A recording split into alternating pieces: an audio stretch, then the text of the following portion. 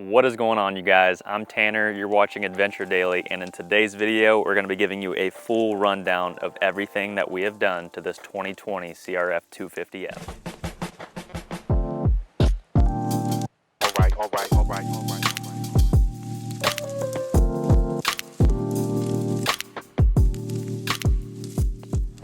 So this is a much requested video. As you know, over the past few months, we've done a lot of content on these bikes and it sparked a lot of interest. I think this bike is slept on by many advanced riders, and obviously as a beginner bike, it's a fantastic option. What drew us to this platform was the fact that my partner and I can only have one bike realistically on the road while traveling. We needed something that we could make street legal and would do really well off-road on the tight single track trails. Now you may be thinking there's plenty of bikes and brands that specialize in that category, but a big thing for me is reliability and lack of maintenance. Apart from the modern fuel injection that I wanted due to the constant elevation changes that we ride in, this thing is tried and true old school Honda technology. It is a air-cooled thumper that loves to be ridden slow, will lug up the gnarliest of sections, and with the lack of radiator, you don't have to worry about punctures or overheating. We've ridden in plenty of 100-degree days without any issue. Maybe change the oil once in a while, replace some brake pads, but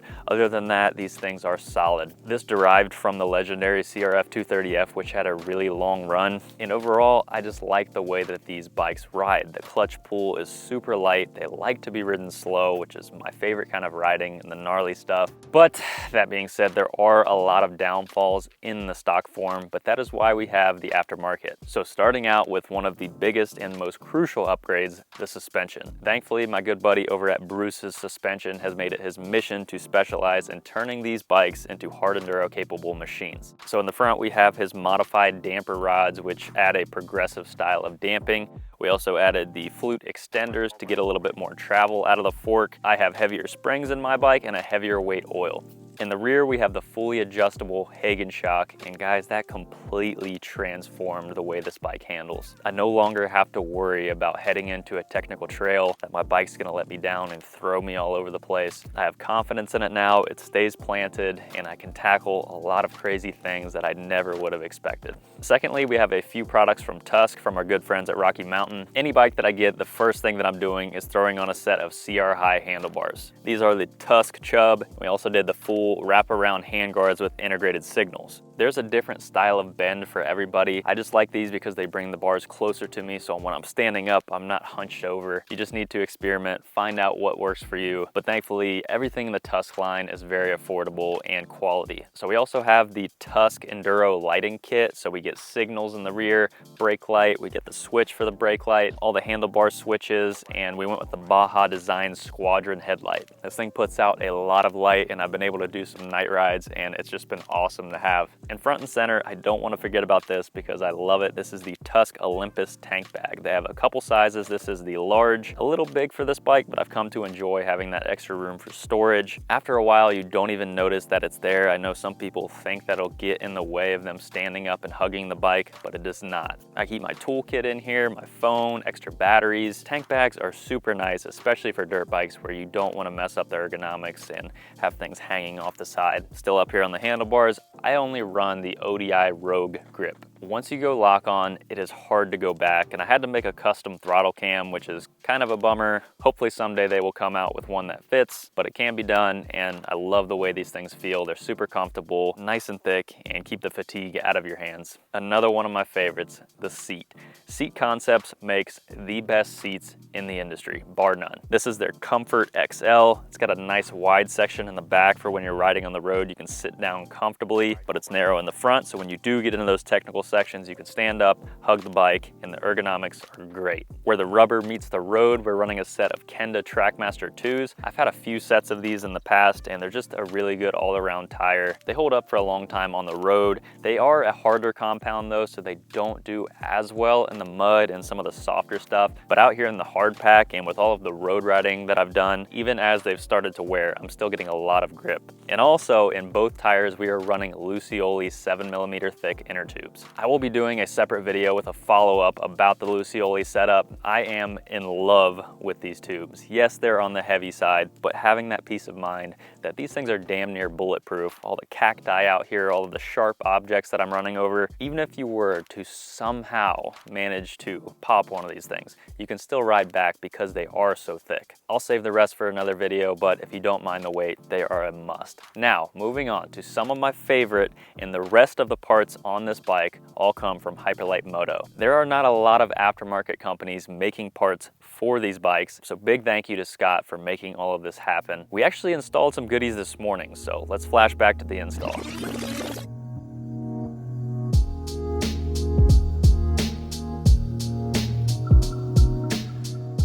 So we have a whole new spread here. We've got a wash kit, swing arm guard, cylinder head guard, rear mud guard, front sprocket guard, and a heavier duty chain guide. We also have a new gas cap, which I'll be making an entire video about.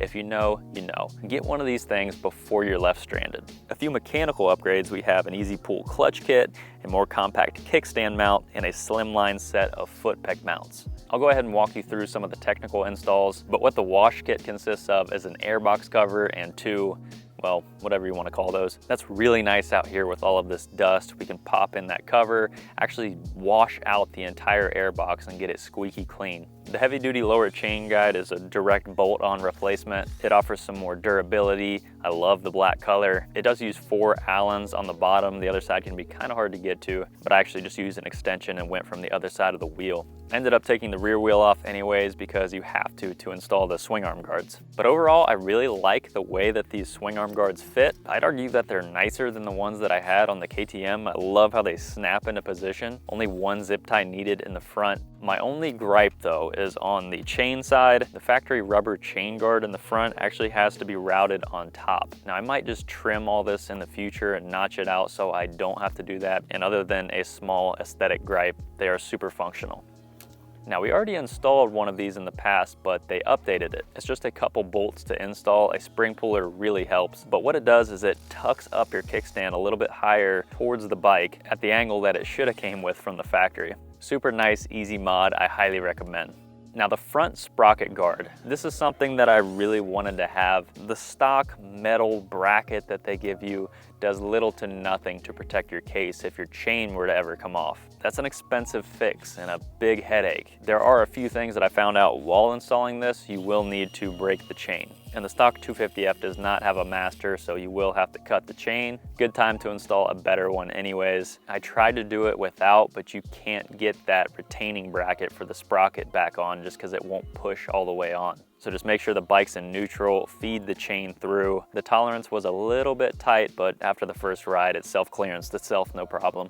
Now the foot peg mounts ended up not working out for me. The goal of them is to bring the pegs closer to the bike because they do stick out pretty far, but they also raised it about an inch, and for me being a taller guy, I just didn't like the way that it felt. As far as the easy pull clutch kit, to install that you need to loosen the cable up at the top here at the clutch lever. That way you can get some slack so you can swap out the bracket. Now make sure you have that smaller cable retainer in the right position. It can be hard to get the Allen wrench in there to install. Make sure you have a smaller one, but with a little bit of effort you can get the job done and your clutch pull will be much lighter. The head guard is pretty straightforward, just another nice looking part to add to the bike. So that leads us into the rest of the parts that we have installed on the bike. I have a full CRF250F playlist. I'll go ahead and link it at the top. Every install that we've ever done, every tutorial, it will be in that playlist. I will do my best not to forget anything. We have done a lot at this point, but I've written everything down, so hopefully that does not happen. So starting from the top down, we have the Billet Corona oversized triple clamp. This is one of my favorite parts on the bike. It adapts to the fat bar. It gives you multiple different positions to dial in the ergonomics to best suit your riding style. It's also just a good looking part. All of this billet anodized stuff that we have on the bike just brings some color. Also up top, we have the extended fork caps with bleeders. Apart from adding that functionality, it lifts up the front end a bit and is another nice looking part. Moving down, we have a full set of billet motor mounts. They are a little bit lighter than factory, but let's be honest, it's just for looks. We also have a set of billet engine plugs, but they are hidden by the case covers. But I wouldn't change that for the world. These engine covers and frame guards are awesome. They give me a lot of peace of mind out here dropping my bike in the rocks that I'm not gonna puncture my case and be stranded.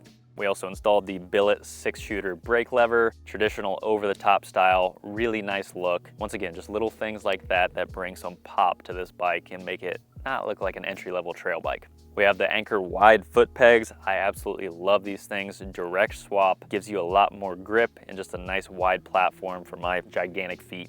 Underneath, we have the full wraparound skid plate with linkage protector. This is a really well-built skid plate. It cradles the bike nicely. It keeps everything safe. I drilled out a hole for the oil drain plug just to make it more convenient when it does come time to change the oil. But having that linkage protector is a must for the riding that we're doing, and it's just a really well-built product, so I highly recommend you get a skid plate. Talking about the linkage, we have the fully adjustable Corona linkage in the lifted position, another blink part, but offers some more height in the rear. Ground clearance is a big limiting factor of this bike, so with the Hagen shock paired with the fork caps and the extended flutes, we have added almost 3 inches of ground clearance to this bike. Moving down further, we have the front rotor guard and fork guard. That front rotor guard has taken some abuse, and I have confidence that it'll hold up for a long time. And in the rear, we also have a rear rotor guard. This one happens to be billet.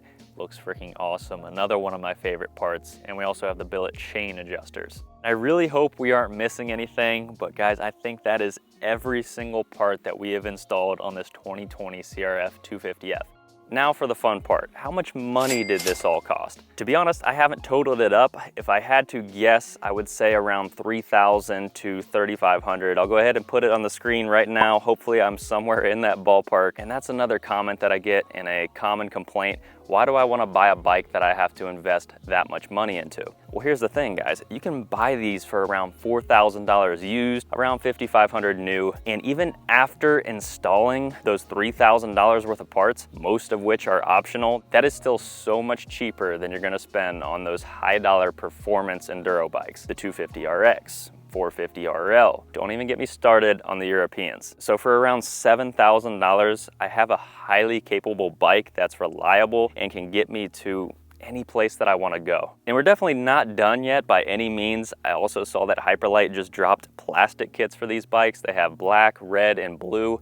I was thinking about going black with the red accents. I just think it would look really sweet with a nice graphics kit. Let me know your thoughts. That is another fun thing, is just having that extra money to use towards mods to personalize your bike and make it your own. I'm sure some of you can hear it in my voice, but I am super passionate about these bikes. It makes riding accessible for a lot of people, and once you do some of these mods, it'll just completely transform it into a highly capable machine. When I tell you I ride this thing every single day, and there's not a moment that I don't hop off of this thing, look back at it, and be like, wow, that was money well spent. They're just so easy to ride, they're flickable, it's far lighter than those other dual sports out there. And once you get some protection parts on here, do the suspension, it's an amazing machine. I've had the 450L, I've had all the European bikes, the 300, the 350, and right now at least I do not miss them. This is the most versatile bike that I've ever ridden, and I plan on keeping it for a long time. We actually plan on getting another one because, as you know, this was supposed to be